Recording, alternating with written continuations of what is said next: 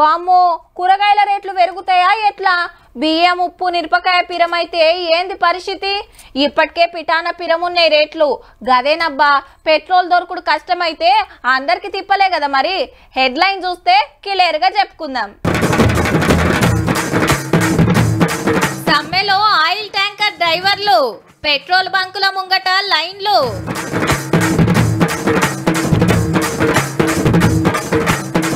వారంలా కాళేశ్వరం మీద ఎంక్వైరీ, రెండు పార్టీల నడుమ తగ్గఫర్ నడిచింది.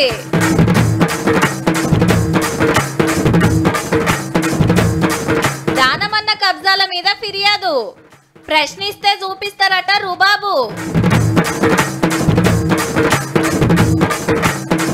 కొట్టేసిరట పందులమ్మిన పైసలు, జడ్చర్ల బీఆర్ఎస్ లీడర్ లీలలు.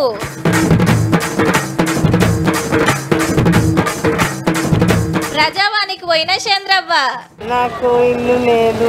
అలా ప్రజావాణిలో పెడుతున్నారు కదా మేము మళ్ళీ ఈడ దాకా వచ్చినాం. అది జల్దీ కావాలంటున్నాం. ఈడైతే జల్లి అవుతాయా? అవును మరి. మామా ప్లీజ్ రా, బాటల్ పట్టుకపోయి 1 లీటర్ పట్టుకరా చాలు. కావాలంటే నీకు 2 బీర్లు దాపిస్తా. అరే ఏడున్నావురా నీ సినిమాల మనువడ, డబ్బున రారా నాయనా, ఈడ పెద్ద లైన్ ఉంది.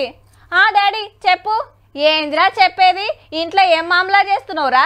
అట్లా పోయి 2 లీటర్లు తెస్తే కదా. హొబ్బెరు కొడుకో, జర ముందే తెలవకపాయే, ఆడికెళ్ళే వచ్చిన. నీ తిరుగుడు సల్లగుండా తిరిగి తిరిగి ఆయనతో ఉన్నది కథమయ్యేటట్టున్నది పో. ఇగో గిట్లున్నాయబ్బా ఇవాళ మనోళ్ళ తిప్పలు. ఎందుకో తెలుసు కదా, గందుకే. ఏహే ఎక్కడిది ఏ బంకు కాడ చూసినా కిలోమీటర్ల పొడుగు లైన్లు. మాకంటే మాకే కొట్టాలని పెట్రోల్ పంపును రౌండప్ చేసిండ్రు. కంట్రోల్ చేస్తానికి పోలీసులే దిగిరంటే ఎట్లున్నదో చూడుండ్రిగా. నూకేసుకున్నాడు ఆత్రమాత్రము ఆగమాగము. సిటీల జిల్లాలల్లా మండలాలల్లా ఊళ్ళరా ఏడ పెట్రోల్ బంకున్నా ఇదే కథ. ఏహేయడం అందెక్కున్నారని ఇంకో కాడికి పోతే ఆడ ఇంతకంటే పెద్ద లైను. లేదంటున్నారు, బండి రాగానే బంద్ చేసేసాం. పెట్రోల్ కావాలని వచ్చినాము, పెట్రోల్ స్టాక్ లేదని చెప్పంటారు. ఇది ఎక్కడి కథరు అని పరిచాన్ కాబట్టి ముచ్చట తెలియనోళ్ళు. ట్రక్కులు ఆయిల్ ట్యాంకర్ డ్రైవర్లు సమ్మెకు దిగుతున్నారని పగటిలో వార్త బయటకు వచ్చింది. బండ్లు టక్కర్ చేసి ఉరికితే 10 ఏళ్లు జైలు శిక్ష, 7 లక్షల జుర్మానా అని కొత్త చట్టం తెచ్చింది సెంట్రల్ గవర్నమెంట్.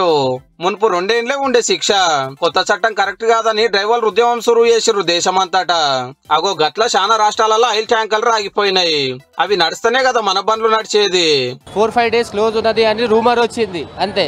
స్ట్రైక్ ఉందో లేదో మాకు తెలియదు. అసలు ఫ్రెండ్ ఫోన్ చేస్తే ఇక్కడ వచ్చి పెట్రోల్ పంపించుకో అంతే మేడం. ఇప్పుడు స్ట్రైక్ మీద పోతే ఎవరికైనా ఇబ్బంది అవుతుందని జనాలు బండ్లో ఎప్పించుకుంటారు అంతే, ఇంకంతగానో ఏం లేదు. కొడుకో రేపటికెళ్ళి దొరుకుతుందో లేదో అని పెట్రోల్ బంకులకు తాకుడు దాకిరు అన్నట్టు.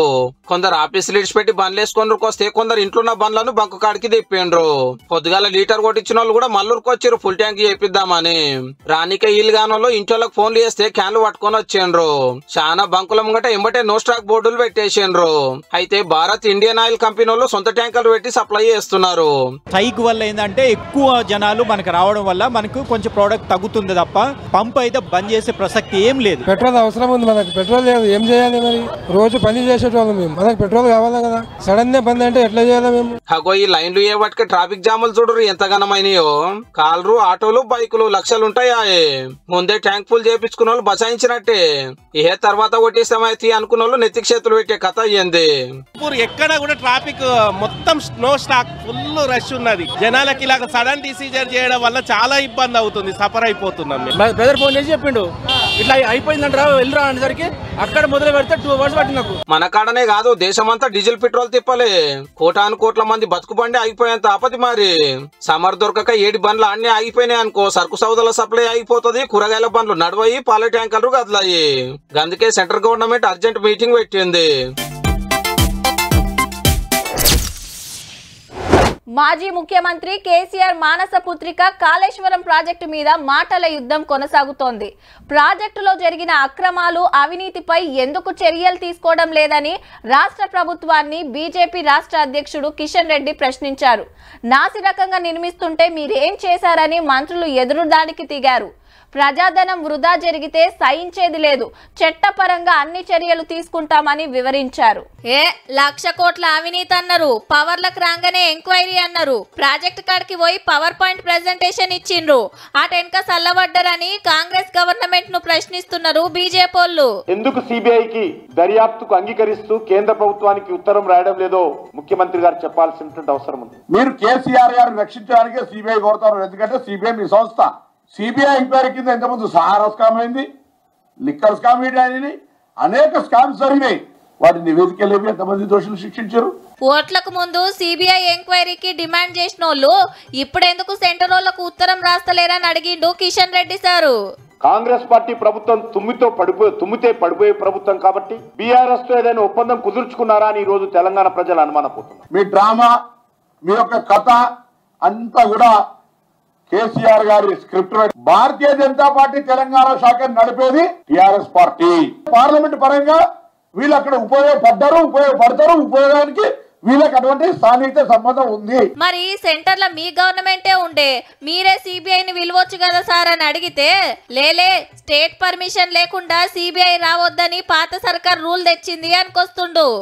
ఆదేశించినటువంటి 48 గంటల్లో సిబిఐ దర్యాప్తు ప్రారంభిస్తుందని కూడా నేను హామీ ఇస్తున్నాను. అయితే 48 అవర్స్ కాదు మిత్రమా రాములు, 10 ఏళ్ళు అడుగుతున్నాం. ఇప్పుడు మేము ఇమ్మీడియట్ గా జ్యుడిషియల్ ఎంక్వైరీ సమగ్ర విచారణ జరగబోతుంది. కాళేశ్వరం ప్రాజెక్టు మీద రిటైర్డ్ జడ్జి తోటి విచారణ చేపిస్తామని కాంగ్రెస్ గవర్నమెంట్ చెప్తుంది. చూడాలి మరి ఆఖరికి ఏం ఎంక్వైరీ అవుతుందో ఏం తేలుతుందో.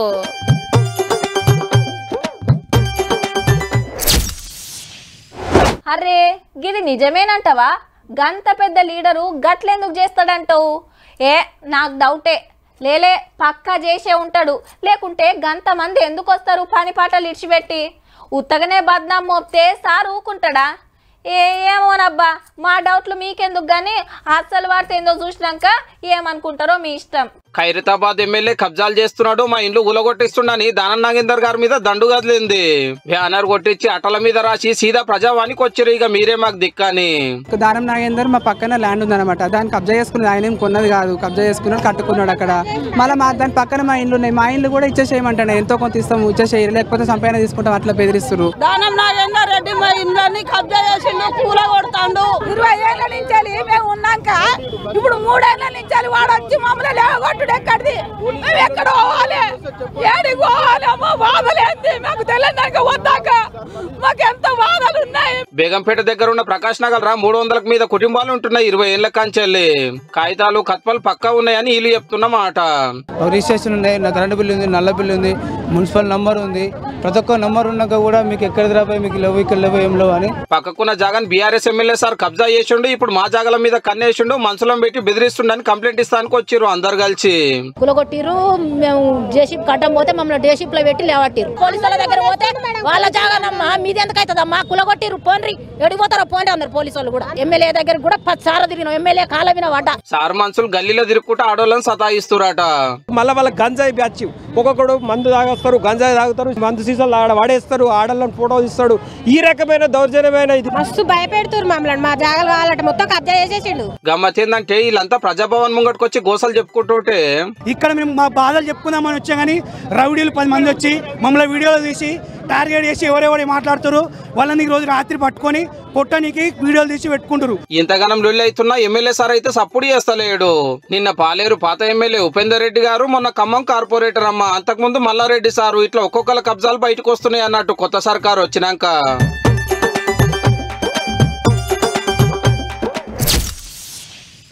పొత్తులైనా పార్టీలు కలుపుడైనా ఎలక్షన్ల ముంగట్నే సీట్లు మంచుకుంటే ఓట్లు గుత్తపడతారు, లేదంటే పొట్టు పొట్టు తిట్టుకున్నోళ్ళు పవర్లకు వస్తానికి ఒక్కటైతారు ఎలక్షన్లు వచ్చినాక. అయితే మన కాడ ఓ పార్టీ ఉన్నదబ్బా, పొత్తు పెట్టుకోలే, ఏ పార్టీలో కలవలే. అట్లాని ఎలక్షన్లు అయిపోయినాక వాళ్ళ అక్కర ఉందంటే అది సుతలేనట్టే. అయినా సరే జాతీయ పార్టీ ఓ ప్రాంతీయ పార్టీని కలుపుకుంటుంది. దీనికో లెక్కుంది మళ్ళా. కాంగ్రెస్ పార్టీలా వైఎస్ఆర్టీపీని కలుపుడు ఖాయమైంది. ఇవాళ లీడర్లతోటి షర్మిలక్క మీటింగ్ పెట్టి గిట్లా డిసైడ్ చేసిండ్రు. మేము రేపు సాయంత్రానికి ఢిల్లీ చేరుకొని ఎల్లుండి కాంగ్రెస్ పార్టీలు విలీనం కాబోతాం. బేస్తారం పొద్దుగాల 11 గంటలకు ఢిల్లీలా కాంగ్రెస్ కండువ కప్పుకుంటారు.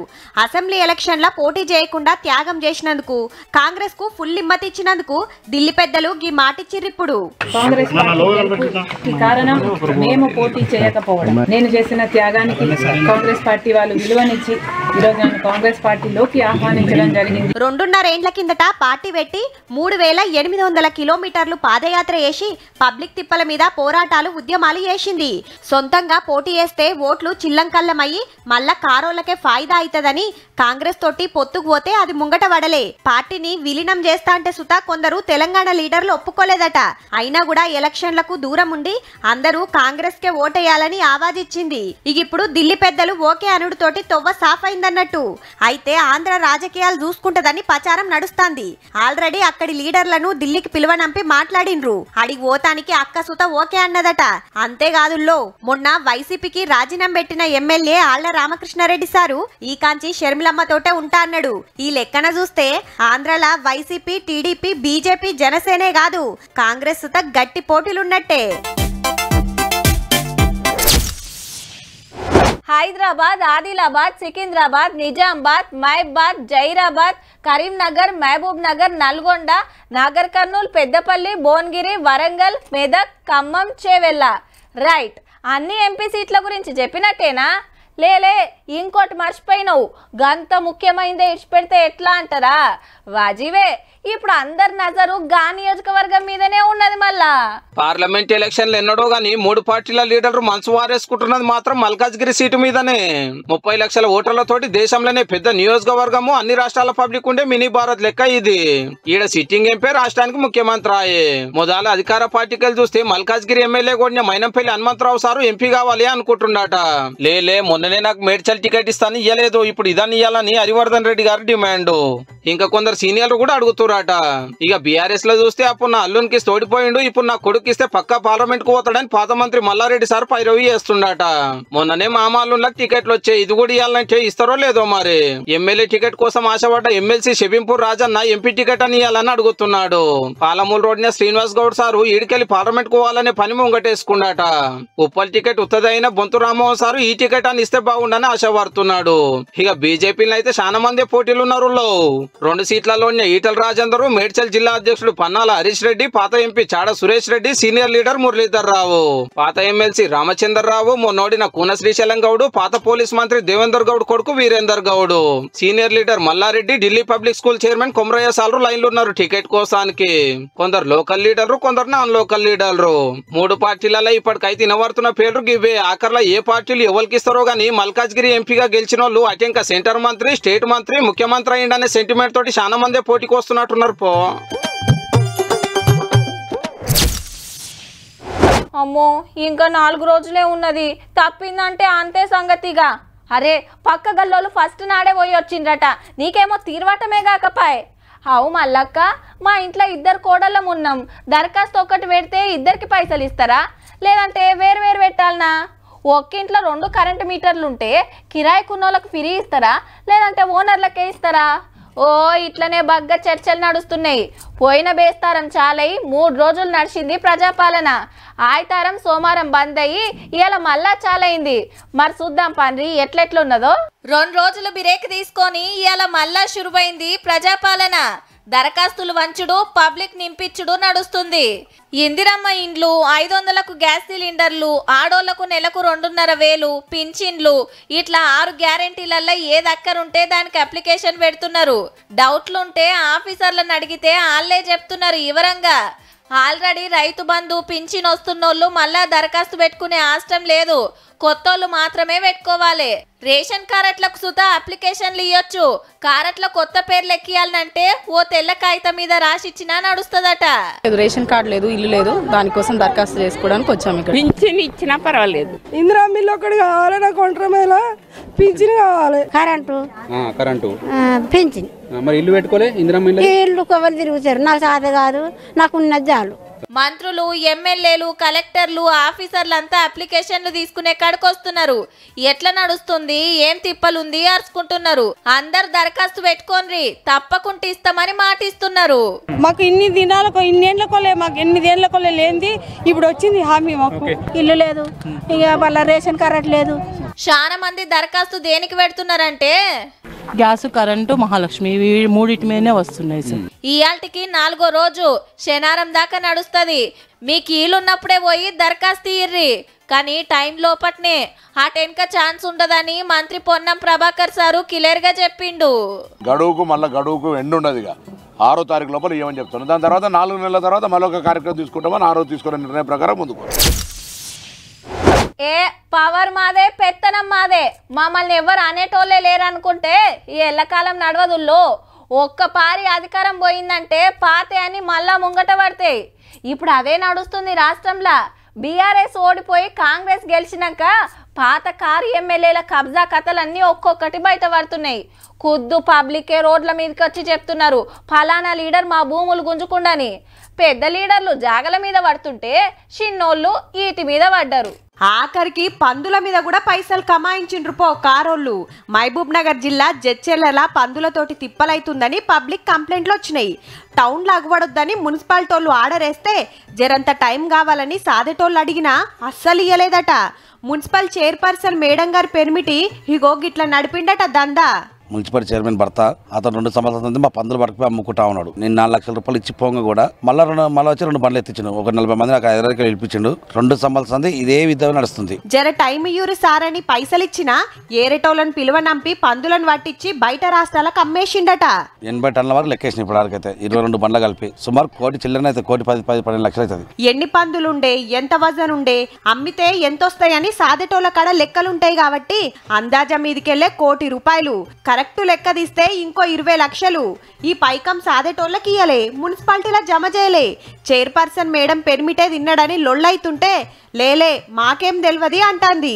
ఏం లేదు, వాళ్ళు ఉన్నప్పుడే వాళ్ళ సమక్షంలోనే తరలియం జరిగింది. ఎలాంటివి ఎక్కడ ఆరోపణలు ఉన్నా దానికి ఖండించడానికి మేము సిద్ధంగా ఉన్నాము. ఎవరి దగ్గర ఎవరు ఏం తీసుకోలేదు. మరి పైకం ఏడుందో చెప్తే అయిపోతుంది కదా మేడం. ఇది జరిగి 2 ఏళ్ళైనా పోలీస్ స్టేషన్లా కంప్లైంట్లు ఇచ్చినా ఎవ్వరు పట్టించుకోలే. ఇప్పుడు కార్ ఎమ్మెల్యే పోయి కాంగ్రెస్ ఎమ్మెల్యే వచ్చే వరకు కథంతా బయటపడి ఎంక్వైరీ నడుస్తుంది. భూములు మింగుడే అనుకున్నాం, పందుల పైకం సుత కుమ్మిండ్రు పో.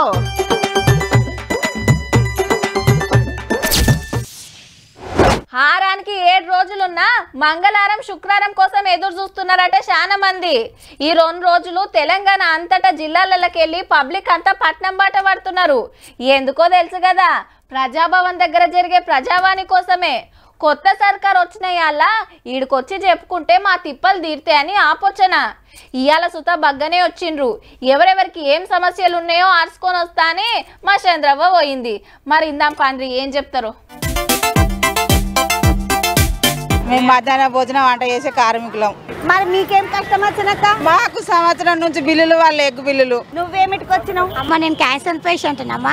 ఇప్పుడు ఆరోగ్యశ్రీ కోసం సార్ని కలుద్దామని వచ్చా. డబుల్ బెడ్రూమ్ లేదు. నువ్వేమిటికి వచ్చినావు? ఇల్లు గురించి వచ్చేమ్మా. 7-8 ఏళ్ళ సార్లు డబుల్ బెడ్రూమ్లు ఇచ్చిండ్రు. నీకు రాసి ఇచ్చిండ్రు, రాలేదమ్మా. నేను ఒంటరి మహిళ, డబుల్ బెడ్రూమ్ అప్లై చేశాను కానీ ఒక సెంట్ భూమి జాగా కూడా లేదు మాకు. ఏం కష్టం వచ్చింది? మా ల్యాండ్ 10 ఏకర్స్ ల్యాండ్ ధరణిలో ఇచ్చేసాడు. ఆ పోలీస్ స్టేషన్కి పోతేనేమో ఎంఆర్ ఆఫీస్ పోమంటారు, ఎంఆర్ ఆఫీస్ పోతేనేమో కోర్టు పోమంటారు. తిరిగి ఇప్పుడు ఈ వయసులో తిరుగుతున్నా పొట్టంటాడు. ఇక్కడ ఏం కష్టం వచ్చిందని వచ్చినావు? మరి మా బాబు 5 అంతస్తుల బిల్డింగ్ నుంచి కింద పడ్డాడు మేడం. మొత్తం 30 లక్షల దాకా అయినవి. ఇప్పుడు సర్జరీ చేయాలంటే 20 లక్షలు అయితే అంటున్నారు. మా బాబుకి ఏదైనా ఆర్థిక సహాయం కావాలని వచ్చినాము. తెలంగాణ ఉద్యోగకారులను గుర్తించాలని వీళ్ళందరూ వచ్చి ఏ ఊరికెంచి వచ్చిండ్రు? ఇప్పుడు రేవంత్ రెడ్డి సార్ వచ్చిన తర్వాత నిజమైన ఉద్యమకారులు వాళ్ళకు ఒక 250 గజాల స్థలం ఇస్తామని చెప్పిండు కాబట్టి సార్ ఉన్నాడేమో కలుద్దామని వచ్చినాము. నాగారం మున్సిపాలిటీలో గతంలో ఉన్న మల్లారెడ్డి గారి అనుచరులు ఆ రోడ్డును కబ్జా చేసి అక్కడ రోడ్డు ఉంది, పక్కన బిల్డింగ్ ఉందని పర్మిషన్ మున్సిపాలిటీ వాళ్ళే ఇచ్చారు. కబ్జా చేసి గోడాటం పెట్టారు మెయిన్ రోడ్డు. రోడ్డును కబ్జా చేసుకుని ఏం చేసుకున్నారు వాళ్ళు? 500 గజాలు అమ్ముకుంటే 5 కోట్ల ఆస్తి అక్కడ. నీకేం కష్టం వచ్చింది అక్క? నాకు ఇల్లు లేదు. అలా ప్రజావాణిలో పెడుతున్నారు కదా నిమ్మ, మళ్ళీ ఈడ దాకా వచ్చినావు. అది జల్దీ కావంటున్నారు. ఈడైతే జల్లి అయితాయా? అవును. మరి ఏమిటికి వచ్చినవన్నా? మాది ఒక ల్యాండ్ ఇష్యూ ఉన్నది.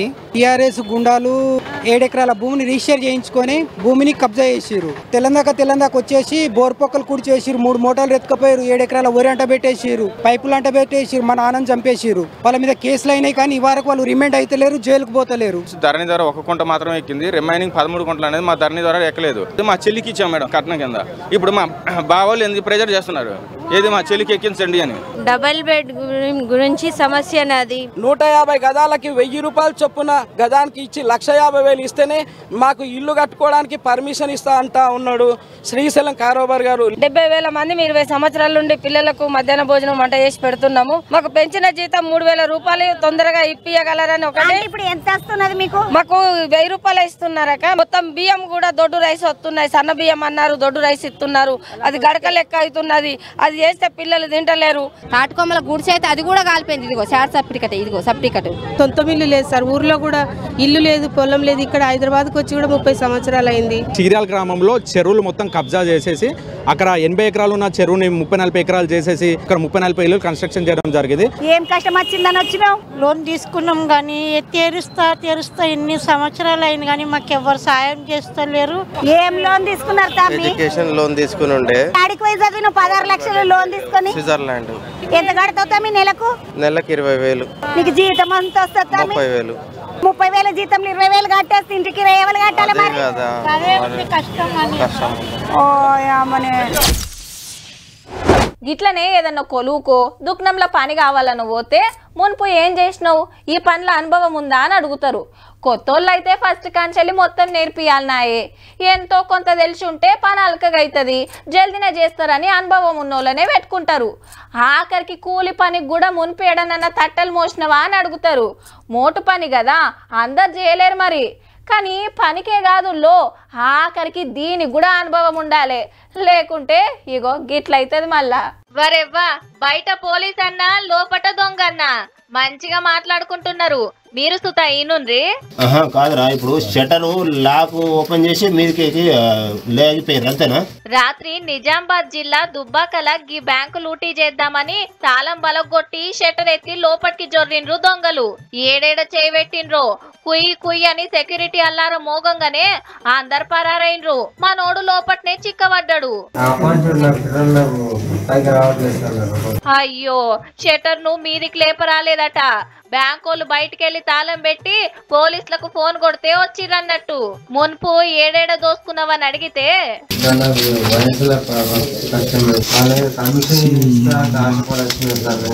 అగనట వైన్స్ల కాడ మందు తాగుతుంటే దొంగన్నలు పరిచయం అయితే కమిషన్ వస్తదన్న ఆశకు గీ డ్యూటీ చేస్తానికి వచ్చిండట.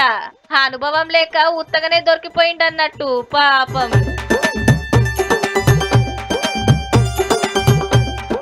చూసిండ్రు కదా, ఇక ఇయాల్టి తీన్మార్ వార్తలు ఉంటాం మళ్ళా. నమస్తే.